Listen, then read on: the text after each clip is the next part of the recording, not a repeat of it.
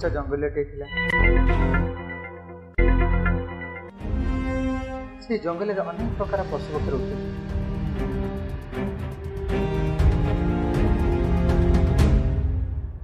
हरिण, बण छेड़ी, ठेकुआ, बाघ, भालू समस्त रहुଥିଲେ।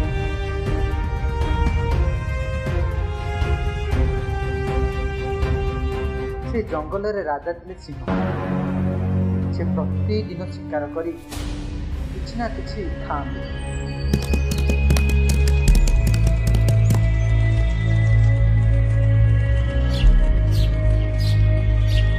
सिंह राजार वंशधर माने मध्य मनबरी खाआंती, जहा राजा सिंह शिकार करी आनंद।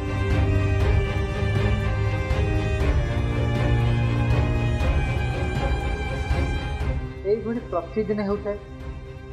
सिंह राजा परिवार अन्य सी मैंने शिकार करने को बाहरती।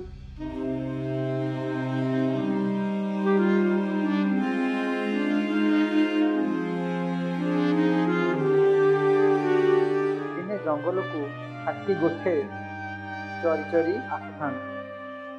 गोटे हाथी चली चली बरगछ पत्र खावाई गोठ छड़ा हो जाए।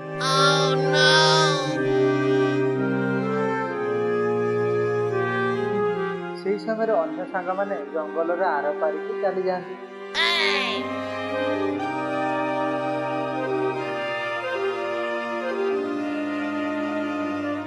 एकाकी हाथी जंगल पत्र खाई खाई नदी कूल को चली आसे।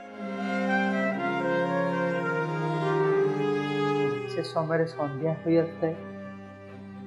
हाथी को दूर सिंह माने लक्ष्य करता।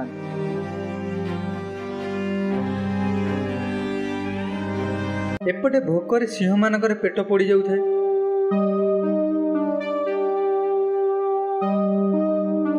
हाथी को देखी सिंहटी आ रही पारा नहीं। हाथी ऊपर को एका थरक रंफ देला। हाथी को सबुतक सिंह चारिपेटू घेरी गले। हाथीर गोड़ को कामुड़ा लगिले। हाथी प्राण विकल रे चित्कार करुଥାଏ।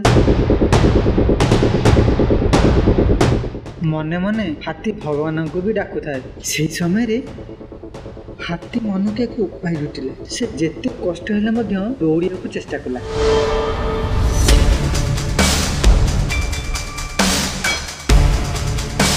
दौड़ी दौड़ी जंगल भीतर को पड़ेला। सिंह माने मध्य ता पछरे गोड़ौ थांती, किंतु सिंह माने हाथी की धरि पारिले नाही। सिंह माने सेठू फेरी आसिले। यह मध्य हाथी गोठू मने पड़गला। से माने दौड़ी दौड़ी सांग को खोजी खोजी आसिले। हाथी ता गोठ को देखी खुशी हो गला। से माने ता सांग को ए अवस्था देखी आश्चर्य हो गले। हाथी माने समस्त एकाठी हो जंगल भीतर को चली गले। कथार अछि एकता ही बल।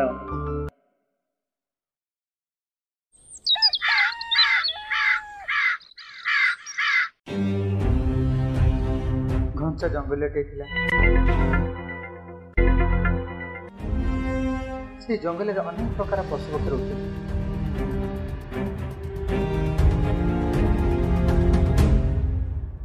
हरिण, बण छेड़ी, ठेकुआ, बाघ, भालू समस्त रहुଥିଲେ।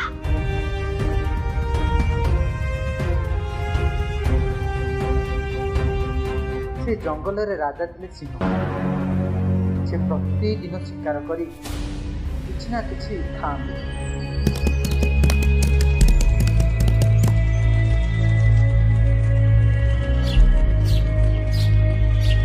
सिंह राजार वंशधर माने मध्य मनबरी खाआंती, जहा राजा सिंह शिकार करी आनंद।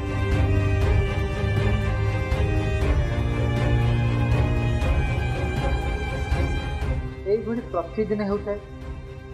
सिंह राजा परिवार अन्य सी मैंने शिकार करने को बाहरती।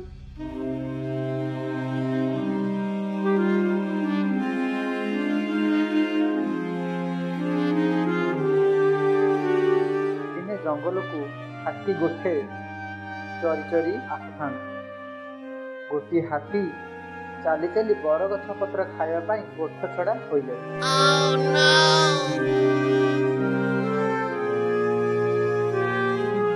ସେହି ସମୟରେ ଅନ୍ୟ ସାଙ୍ଗମାନେ ଜଙ୍ଗଲର ଆର ପାରିକୁ ଚାଲିଯାଆନ୍ତି।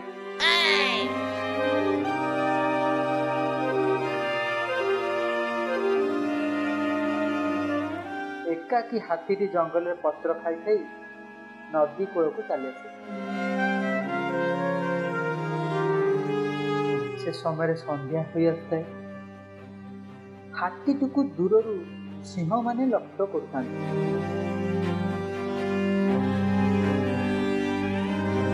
ଏପଟେ ଭୋକରେ ସିଂହମାନଙ୍କର ପେଟ ପୋଡ଼ି ଯାଉଥାଏ।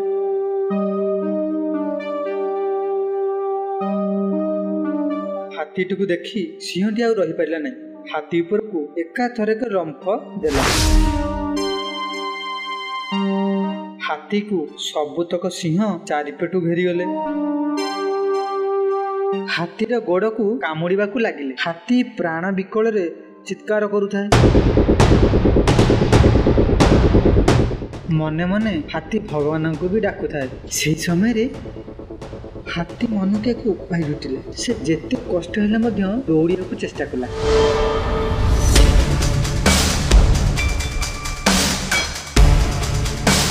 ଦୌଡ଼ି ଦୌଡ଼ି ଜଙ୍ଗଲ ଭିତରକୁ ପଳେଇଲା। ସିଂହମାନେ ମଧ୍ୟ ତା ପଛରେ ଗୋଡ଼ଉଥାନ୍ତି, କିନ୍ତୁ ସିଂହମାନେ ହାତୀକି ଧରି ପାରିଲେ ନାହିଁ। ସିଂହମାନେ ସେଠୁ ଫେରି ଆସିଲେ। ଏହା ମଧ୍ୟରେ ହାତୀ ଗୋଠକୁ ମନେ ପଡ଼ିଗଲା। ସେମାନେ ଦୌଡ଼ି ଦୌଡ଼ି ସାଙ୍ଗକୁ ଖୋଜି ଖୋଜି ଆସିଲେ। ହାତୀଟି ତା ଗୋଠକୁ ଦେଖି ଖୁସି ହେଇଗଲା। ସେମାନେ ତା ସାଙ୍ଗକୁ ଏ ଅବସ୍ଥା ଦେଖି ଆଶ୍ଚର୍ଯ୍ୟ ହୋଇଗଲେ। ହାତୀମାନେ ସମସ୍ତେ ଏକାଠି ହେଇ ଜଙ୍ଗଲ ଭିତରକୁ ଚାଲିଗଲେ। କଥାରେ ଅଛି, ଏକତା ହିଁ ବଳ।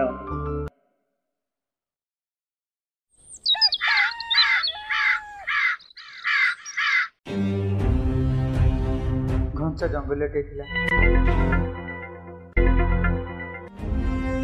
ସେ ଜଙ୍ଗଲରେ ଅନେକ ପ୍ରକାର ପଶୁପକ୍ଷୀ ରହୁଥିଲେ।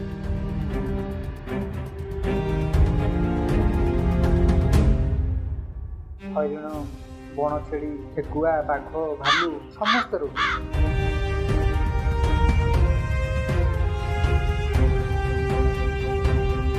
ସେ ଜଙ୍ଗଲରେ ରାଜା ଥିଲେ ସିଂହ। ସେ ପ୍ରତିଦିନ ଶିକାର କରି କିଛି ନା କିଛି ଖାଆନ୍ତି।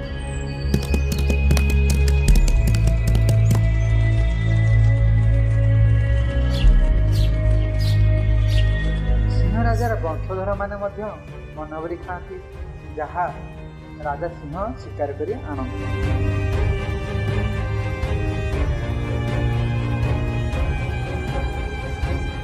ଏଇଭଳି ପ୍ରତିଦିନ ହେଉଥାଏ। ସିଂହ ରାଜା ପରିବାରର ଅନ୍ୟ ସିଂହମାନେ ମଧ୍ୟ ଶିକାର କରିବାକୁ ବାହାରନ୍ତି।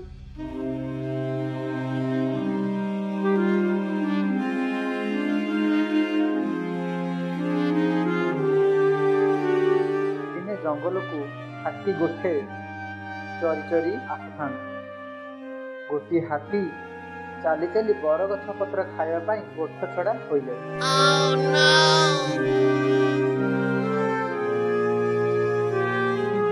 ସେହି ସମୟରେ ଅନ୍ୟ ସାଙ୍ଗମାନେ ଜଙ୍ଗଲର ଆର ପାରିକୁ ଚାଲିଯାଆନ୍ତି।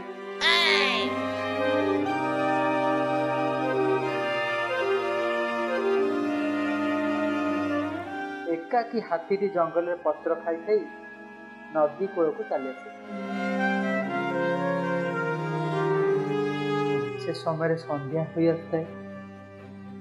ହାତୀଟିକୁ ଦୂରରୁ ସିଂହମାନେ ଲକ୍ଷ୍ୟ କରୁଥାନ୍ତି।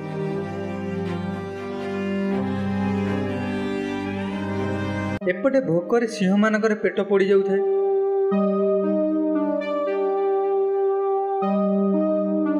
ହାତୀଟିକୁ ଦେଖି ସିଂହଟି ଆଉ ରହିପାରିଲା ନାହିଁ।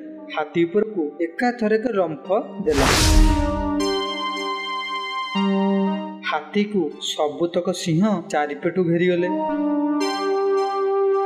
ହାତୀର ଗୋଡ଼କୁ କାମୁଡ଼ିବାକୁ ଲାଗିଲେ। ହାତୀ ପ୍ରାଣ ବିକଳରେ ଚିତ୍କାର କରୁଥାଏ। ମନେ ମନେ ହାତୀ ଭଗବାନଙ୍କୁ ବି ଡାକୁଥାଏ। ସେହି ସମୟରେ ହାତୀ ମନକୁ ଏକ ଉପାୟ ଜୁଟିଲା। ସେ ଯେତେ କଷ୍ଟ ହେଲେ ମଧ୍ୟ ଦୌଡ଼ିବାକୁ ଚେଷ୍ଟା କଲା।